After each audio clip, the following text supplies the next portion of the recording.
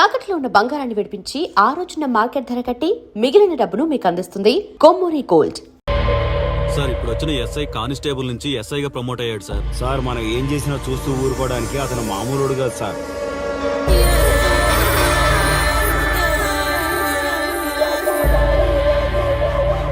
అతను మనకు అలవాటు అయ్యేంత వరకు మనం కొంచెం కంట్రోల్లో ఉందాం సార్.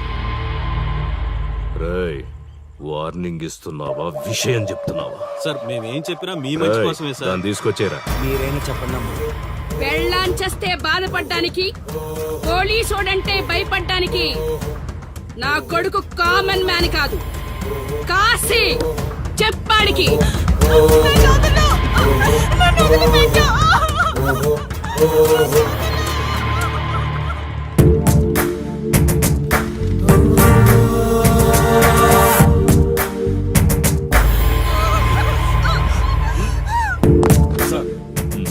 మీరున్నారంటే ఇక్కడ ఎంక్వైరీ చేయడానికి వచ్చాం సార్.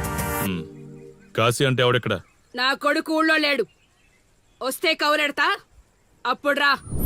కనిపిస్తే అరెస్ట్ చేసి నీకు కబురెడతా, అప్పుడు నువ్వే రావాలి. నీ పెంపకం కరెక్ట్ కాదు. పదండి.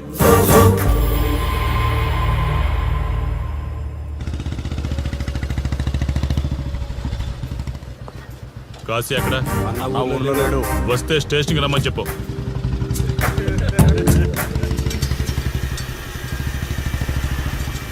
కాశీ ఉన్నాడా? ఇక్కడ లేడు. ఏమిటి సార్ ఆలోచిస్తున్నారు? ఆ కాశీ గురించేనా? మీరు ఈ ఊరికి కొత్త సార్. మీ కొత్తగా ఉంటుంది, వింతగా ఉంటుంది. మాకంతా అలవాటైపోయింది సార్. సార్, ఇతనిపై 120 కేసులు పైగా ఉన్నాయి సార్.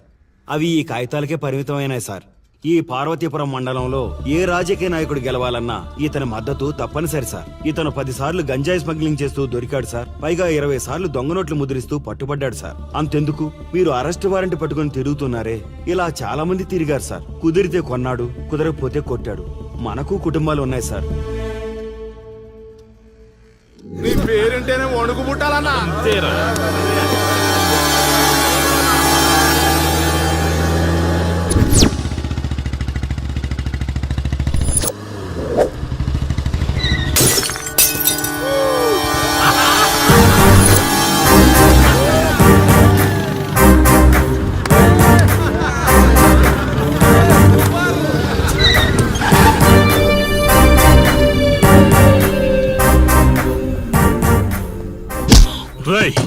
ఒళ్ళు బలిసిందా? రోడ్డు మీద తాగుతున్నావు?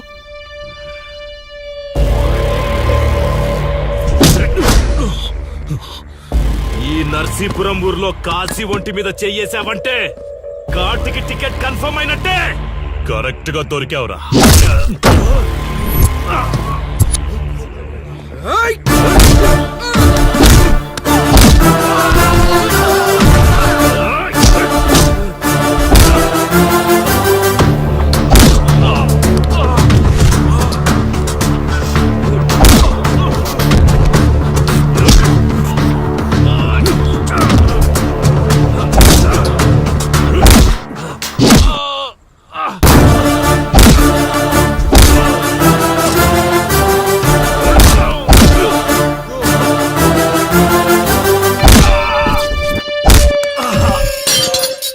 సార్, మీరు చాలా రిస్క్ చేస్తున్నారు సార్.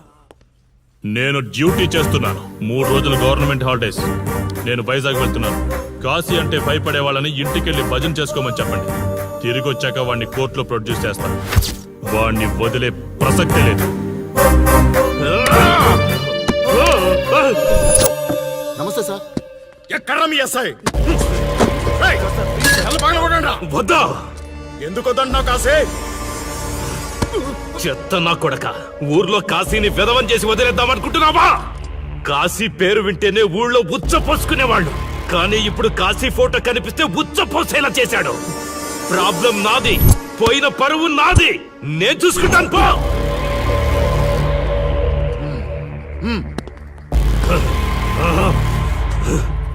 చైత్ర, స్టేషన్కి వెళ్ళొస్తాను. Okay daddy. ఇదేం ఇల్లండి, బూత్ బంగ్లాలా ఉంది, అసలు కలగానే లేదు. నువ్వేంట్రా ఇక్కడ? జీవితాంతం జైల్లో ఉంటాననుకున్నావా? ఏమండి,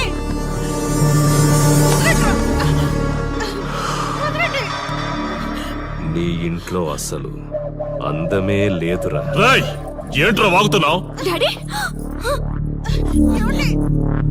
చైత్ర హే, నా డాడీని వదలండి వదలండి వదలండి. ఒక్క నిమిషం ముందు అబద్ధం చెప్పాన్రా. అందమంతా నీ ఇంట్లోనే ఉంది. రాయ్, ఎవరికెంత కసుందో తీర్చుకొని వచ్చేయండి.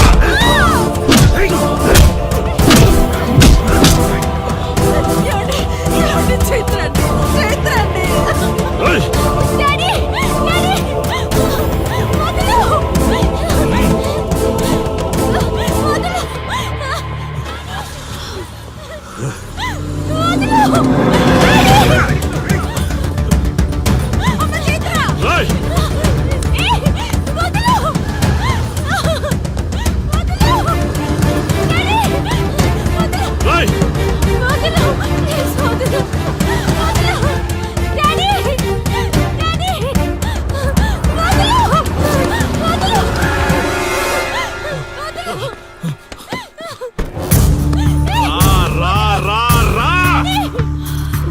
డ్యూటీ నువ్వు చేసుకో, తప్పు లేదు. నా పెళ్ళాం కేసులో వేలు పెట్టి నా గురించి తెలుసుకోకుండా ఈ ఊర్లో అడుగు పెట్టి నేనంటే భయపడే ఈ జనం ముందు నా మీద చెయ్యి వేశావు, అది తప్పు. చూడు చూడు, నువ్వేం పోలీసోడివిరా. కిలోమీటర్ పరిగెత్తేసరికి ఒంట్లో ఓపిక చచ్చిపోయిందా? డాడీ వదలు డాడీ.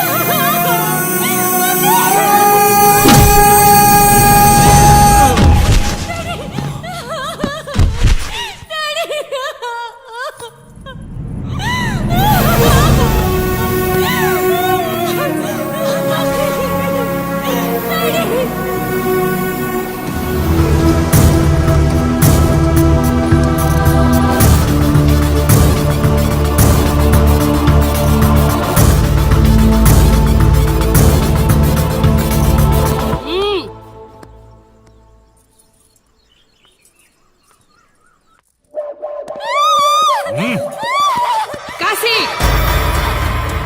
నొప్పి ఒక్కరోజు తెలిస్తే చాలదు. నువ్వు 3 రోజులు జైల్లో ఉన్నావు. అది జీవితాంతం మన ఇంట్లో బందీగా ఉండాలి.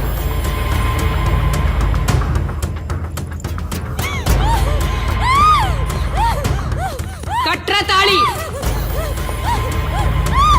ఎక్కడికి పోతావే?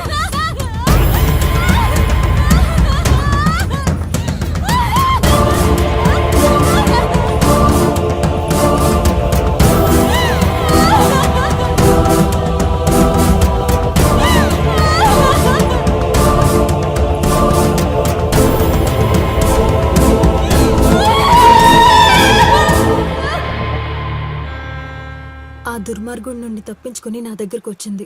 ఆ తర్వాత నీకు తెలిసింది.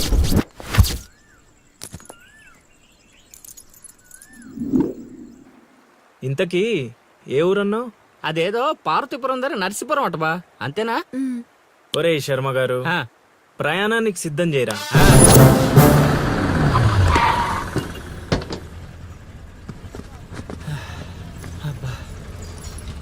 బా, ఊరు చాలా పెద్దదిలా ఉంది. ఎక్కడ వెతుకుతావు? రే శర్మ గారు, నడవడానికి కాళ్ళు, తిరగడానికి ఓపిక 2 ఉన్నాయి కదా. బా ఐసులా పోనే. పోసేసుకుంటాడు.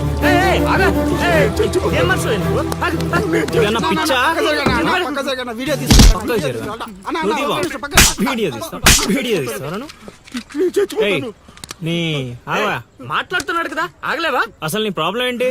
చెప్తే ఆరుస్తారా తీరుస్తారా? నా సావు నన్ను సావనివ్వండి. అయ్యా చచ్చేదో చెప్పిసావు, మాకు క్లారిటీ ఏడ్చింది. ఎరా నువ్వు పత్తి రైతువా?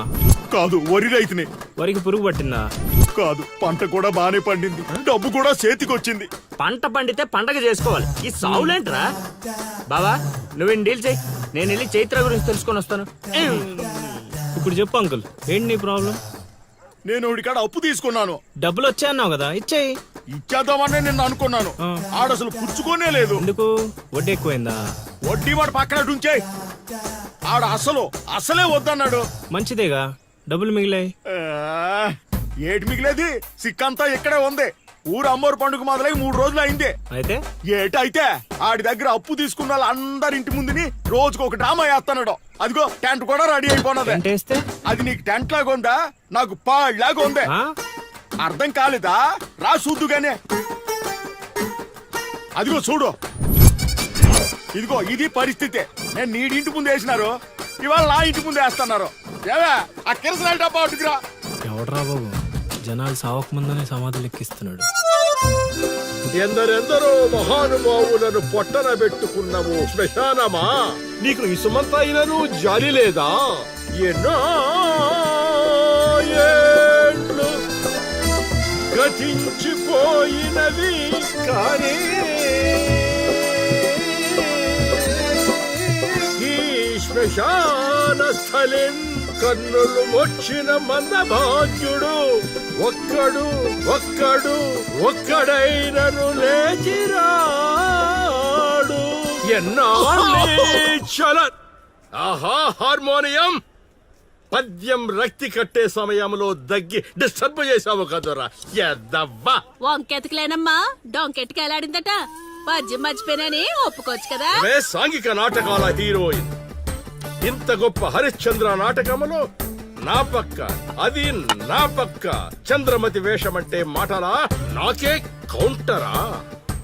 పద్మశ్రీ అయ్యగారు తాళాల దగ్గర ఇచ్చమంటారా? టైం కాదురా, నే చెప్తాగా. ముందా మంచినీళ్లు, గొంతు శృతి చేసుకోవాలి. గురుగారు యాదవ సేతురం కాకపోతే రిహార్సల్స్ కూడా ఈ గెటప్లు ఏంటండి? ఒరే హార్మోనిస్టు, వేషం పడకపోతే పద్యానికి గొంతు పెగలదురా. మొదలెట్టండి.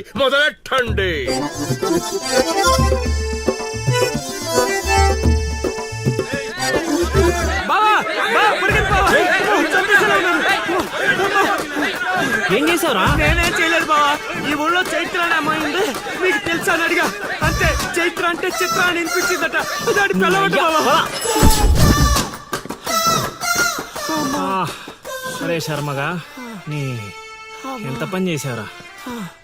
చైత్రాన్ని చిత్ర అనుకుంటేనే 10 కిలోమీటర్లు పరిగెత్తించారు బావా.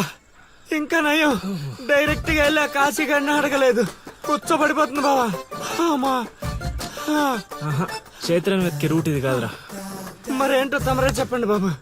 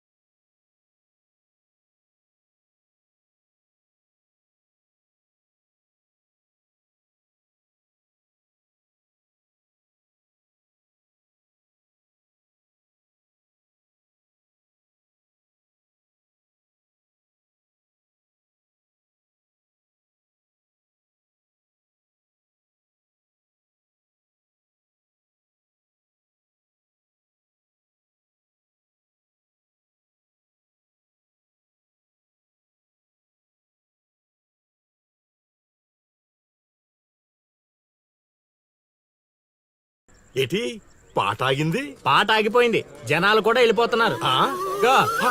అలా కొయ్యిలా నిలబడకపోతే 10 రూపాయలు ధర్మం చేయొచ్చు కదా. హతవిధి కళాకారుడు యాచించుటయా? కళామ తల్లికి తీరని అవమానము కదా. అంటే ఆ రోజుల్లో రాముణ్ణి వెతుక్కుంటూ లవకుశులు ఆ ఊరు ఈ ఊరు గానం చేసుకుంటూ తిరిగారు కదా. మేము కూడా ఓ కళా పిశాచి ఉన్నాడని. కళా పిశాచి కాదు, పిపాసి. అదే కళా పిపాసి ఉన్నాడని తెలుసుకొని ఆయన కోసం వెతుక్కుంటా. అవును. ఏమిటి, నా ఊళ్ళో నాకు తెలియని అంత గొప్ప కళాకారుడు ఒకడున్నాడా? ఉన్నాడు సార్, పిచ్చప్పారావు అని, అలియాస్ సుయోధన సార్వభౌముడు. నిజంగానే పిచ్చప్పారావు బా.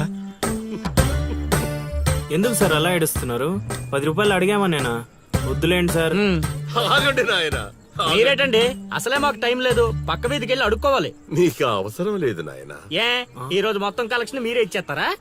కాదు నాయన, మీరు వెతుకుతున్న ఆ పిచ్చి అప్పారావు అలియా సుయోధన సార్వభౌముణ్ణి నేనే నాయన.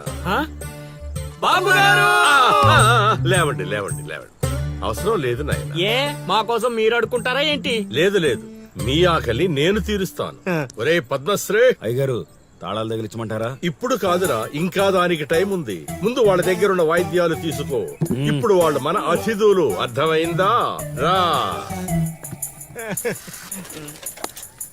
ఇంతకీ మన దేవురు నాయనా? సిల్కలూరుపేట. ఓహో, అవును, అక్కడ కళాకారులు ఎక్కువే. అవునవును, అక్కడ అన్ని రకాల కళాకారులు ఎక్కువే. అవును, ఈ లవకుశులుగానే ఎందుకు చేయాలనుకున్నారు? ఏ రాముడు కృష్ణుడు చేయొచ్చుగా. అంటే చిన్నప్పటి నుంచి అలవాటు చేసుకున్నాను సార్. వయసు పెరిగిన కొద్దీ మీసాలు గడ్డాలు పెరిగిపోయాయి.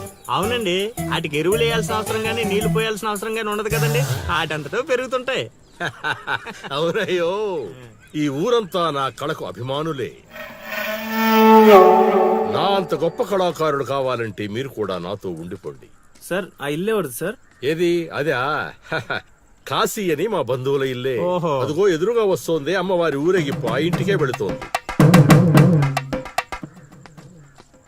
చూడు బాబు, ఇదే మా ఇల్లు. ఈ కళాపిపాసి ఆహ్వానాన్ని స్వీకరించండి. రండి. సార్ ఇవన్నీ మీకొచ్చినవేనా సార్? కొన్ని తెచ్చి పెట్టుకుంటే నీకు కూడా వస్తాయి బాబు. పార్వతి, కళని కళాకారుల్ని అవమానిస్తున్నావు. అలానే కదా బంగారు ప్రాసుల్ని కాస్త దాన్ని ప్రాసం చేసేశారు. ఆ ధాన్యాన్ని బియ్యం చేసి తింటేనే కదమ్మా బంగారమైన సంపాదించగలం, లేదా బంగారంలో బతకగలం. సెహబాడ్ సెహబాడ్, నీ మాటతోనైనా కొందరి కళ్ళు తెరుచుకోవాలి. అన్నట్టు వీళ్ళు ఆ అర్థమైంది. ఏమే ఇంకో ఇద్దరు కంట వండి పడే తినిపోతారు. సత్రంలో తయారైంది కొంప. ఇది 1980లో వచ్చింది, ఇది 90లో వచ్చింది. సార్ ఇవన్నీ మనకొచ్చినవని చెప్పుకోకపోతే బతకలేం సార్.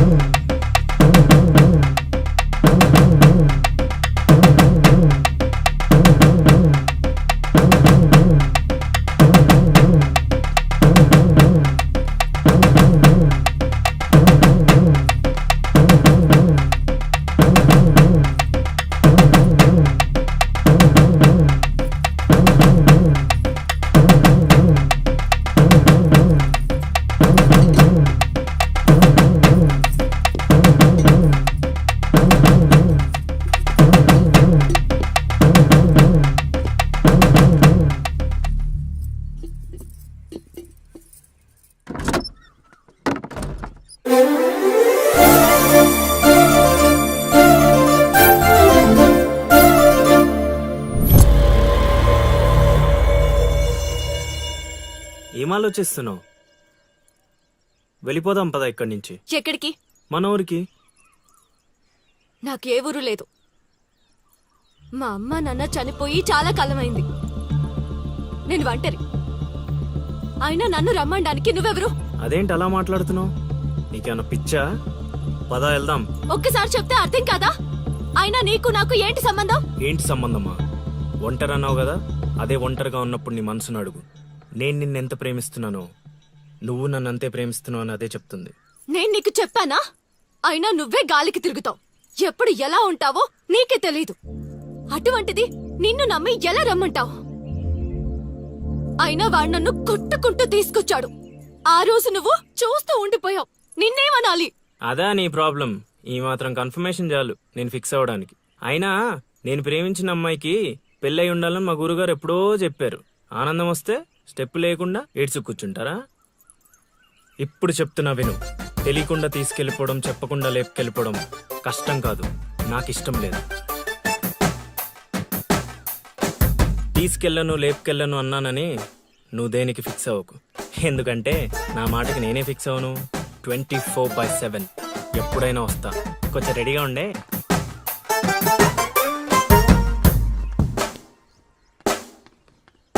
రే కాశీ, ఇంట్లో దేవుడున్నాడు. ఈ 10 రోజులు పద్ధతిగా ఉండమని చెప్పా నీకు.